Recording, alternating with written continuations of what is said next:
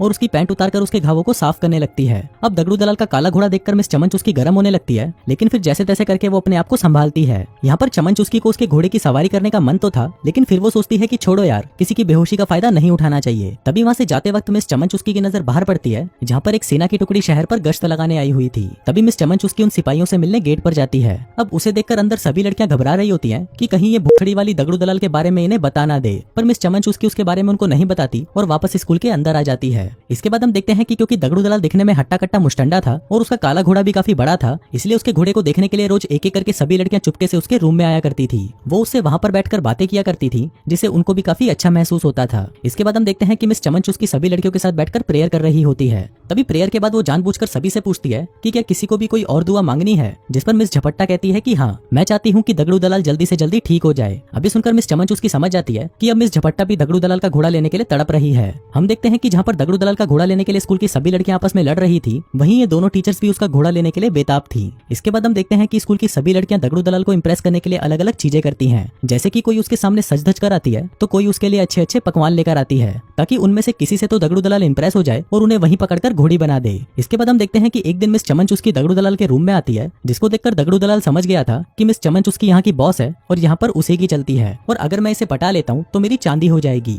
अब दगड़ू दलाल मिस चमन चुस्की को इंप्रेस करने की कोशिश में लग जाता है। उधर चमन चुस्की उससे बजवाने के लिए तैयार होने ही वाली थी कि तभी वो अपने आप को संभाल लेती है। इसी दौरान वहाँ पर फड़फड़ाती बिल्ली नाम की एक लड़की आती है और मिस चमन चुस्की से कहती है कि क्या मैं आपकी कोई हेल्प कर सकती हूँ, जिस पर मिस चमन चुस्की उसे कहती है कि बखड़ी की चली जाए यहाँ से, मुझे पता है कि तू यहाँ पर क्या करने आई है। फिर इसके कुछ देर बाद मिस झपट्टा भी दगड़ू दलाल के रूम में आती है, जहाँ पर वो हरामी उस पर भी ट्राई मारने लग जाता है। वो उससे गंदी गंदी अश्लील बातें करने लगता है और उसका ये प्लान कामयाब भी हो जाता है, क्योंकि अब मिस झपट्टा की बिल्ली गीली हो चुकी थी और वो दगड़ू दलाल के साथ दबा दबाकर मजदूरी करना चाहती थी। फिर इसके बाद क्या था, मिस झपट्टा दगड़ू दलाल के बिस्तर पर आती है, जहाँ पर वो दोनों दबा दबाकर मजदूरी करते हैं। इसके बाद हम मिस चमन चुस्की को देखते हैं, जो कि सभी स्टूडेंट्स के साथ मिलकर प्रेयर कर रही होती है, लेकिन तभी वहाँ से फड़फड़ाती बिल्ली उठती है और मूतने का बहाना लगाकर बाहर चली जाती है। फिर वो वहाँ से सीधा दगड़ू दलाल के रूम में जाती है और उसे पकड़कर चूसने लगती है। अब यहाँ पर दगड़ू दलाल को भी मजा आ रहा था, इसलिए वो भी इस मूवमेंट को एंजॉय करने लगता है, लेकिन फिर चूसते चूसते फड़फड़ाती बिल्ली को याद आता है कि मिस चमन चुस्की उसका इंतजार कर रही होगी, इसलिए वो वहाँ से चली जाती है। इसके बाद रात को हम देखते हैं कि जब लड़कियां साथ में डिनर कर रही थी, तभी वो सभी मिलकर फैसला करती हैं कि अब वो दगड़ू दलाल को खुश करने के लिए कुछ नया करेंगी। अब वो सभी दगड़ू दलाल को म्यूजिक सुनाकर खुश करने की कोशिश करती हैं, लेकिन दगड़ू दलाल को म्यूजिक में कोई इंटरेस्ट नहीं था, क्योंकि उसे तो उनके कुएं की खुदाई करनी थी।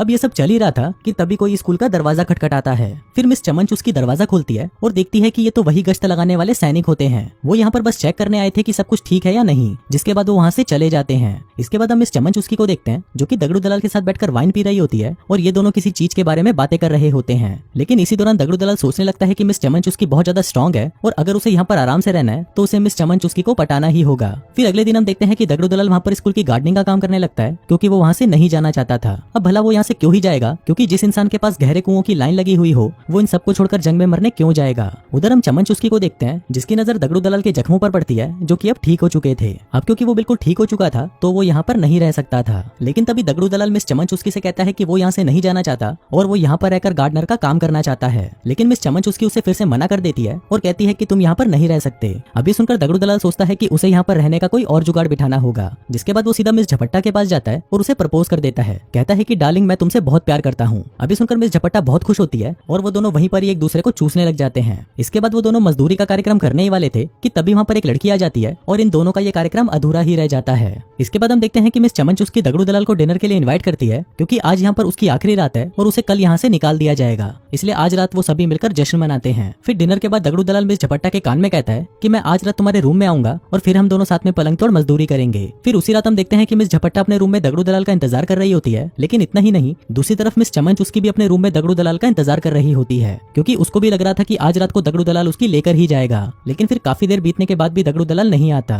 तभी मिस चमन चुस्की को नीचे जोरों की आवाज सुनाई देती है, तो वो अपने रूम से बाहर आकर देखती है कि ये आवाज तो दगड़ू दलाल के रूम से आ रही है। फिर मिस चमन चुस्की जैसे ही उसके रूम का दरवाजा खोलती है तो वो देखती है कि दगड़ू दलाल ने फड़फड़ाती बिल्ली को घोड़ी बना रखा है और वो उसकी दबा दबा कर ले रहा है। अब ये देखकर मिस चमन चुस्की को बहुत गुस्सा आता है और वो दगड़ू दलाल को वहाँ से जाने को कहती है। दगड़ू दलाल कहता है कि मैं तो सिर्फ इसका बुखार चेक कर रहा था। चमन चुस्की कहती है कि हाँ बोड़ी के गांड से बुखार कौन चेक करता है, जिसके बाद वो उसे सीढ़ियों से नीचे धक्का दे देती है। अब दगड़ू दलाल ऊपर से इतना तेज नीचे आकर गिरता है कि उसकी टांग पूरी तरह टूट जाती है। अब ये देखकर मिस झपट्टा और मिस चमन चुस्की उसको जल्दी से उठाकर वापस रूम में ले जाती हैं। अब यहाँ पर चमन चुस्की कहती है कि मैं कोई सर्जन नहीं हूँ जो उसकी टूटी टांग को जोड़ दूं, इसलिए अगर हमें इसकी जान बचानी है तो हमें इसकी टांग काटनी पड़ेगी। अब उनको ये फैसला जल्दी से जल्दी लेना था क्योंकि दगड़ू दलाल का खून तेजी से बह रहा था। फिर हम देखते हैं कि और कोई रास्ता ना होने की वजह से उनको दगड़ू दलाल की टांग काटनी ही पड़ती है। फिर अगली सुबह जब दगड़ू दलाल की आंख खुलती है तो अपनी कटी टांग को देखकर उसकी फटकर 464 हो जाती है। अब वो चमन चुस्की को देखकर उस पर बहुत गुस्सा करता है और उसे कहता है कि भुसड़ी की तूने ये सब जानबूझकर किया क्योंकि रात को मैं तुझे बजाने जो नहीं आया। अब क्योंकि दगड़ू दलाल गुस्से में पागल हो चुका था इसलिए चमन चुस्की उसको रूम में बंद करके नीचे आ जाती है। फिर कुछ देर बाद हम देखते हैं कि तड़पती बिल्ली चुपके से दगड़ू दलाल के रूम में आती है और उससे पूछती है कि मेरे बाबू ने थाना थाया। अभी सुनकर दगड़ू दलाल गुस्से में बावली गांड हो जाता है और उसके बाल पकड़कर कहता है कि भुसड़ी की मैं तुझे जान से मार दूंगा क्योंकि तेरी वजह से ही हुआ है ये सब। अब ये देखकर तड़पती बिल्ली बहुत डर जाती है और नीचे आकर मिस चमन चुस्की से कहती है कि अब हम लोग यहाँ पर सेफ नहीं है, इसलिए अब हमें दगड़ू दलाल को आर्मी के हवाले करना ही होगा।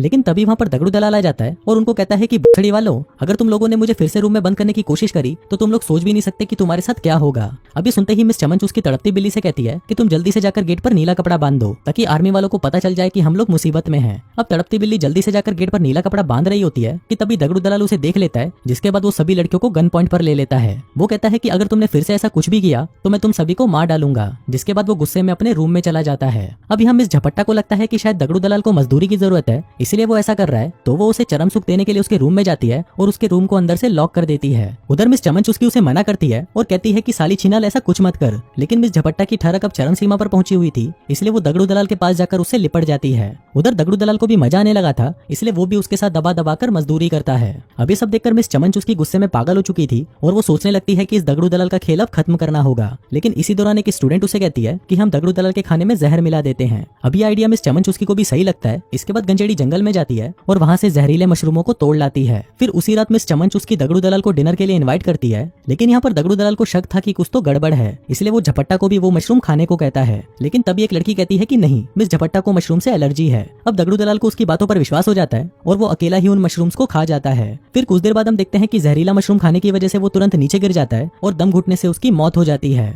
इसके बाद ये लोग स्कूल के गेट पर नीला कपड़ा बांध देते हैं और दगड़ू दलाल की बॉडी को कफन से लपेटकर दरवाजे पर रख देते हैं ताकि आर्मी वाले आकर उसकी बॉडी को उठा ले जाएं। इसके बाद हम देखते हैं कि मिस झपट्टा बहुत ही दुखी हो रही होती है क्योंकि वो दगड़ू दलाल के साथ ही अपनी जिंदगी बिताना चाहती थी और वहीं बाकी सभी लड़कियों की प्यास अभी भी अधूरी ही रह जाती है और इसी अधूरी प्यास के साथ ये कहानी यहीं खत्म हो जाती है।